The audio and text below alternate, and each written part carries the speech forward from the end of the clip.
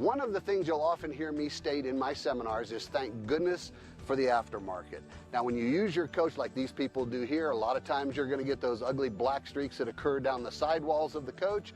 Here's how it happens.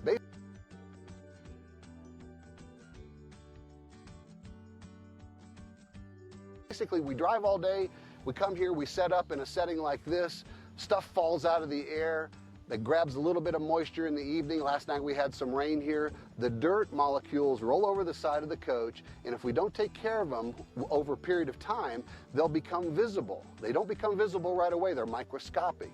Thank goodness for the aftermarket. There's a bunch of aftermarket products that are great for removing black streaks.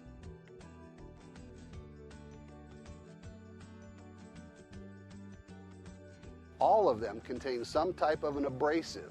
Whenever you use a black streak remover, and this is where a lot of the people fall short, they use the black streak remover, it gets rid of the black streaks, but they forget to go back and polish that area because the abrasiveness in the black streak remover will remove a little bit of the surface polish or the wax that's on the coach. So if you use a black streak remover, don't forget to repolish, re-wax, rebuff.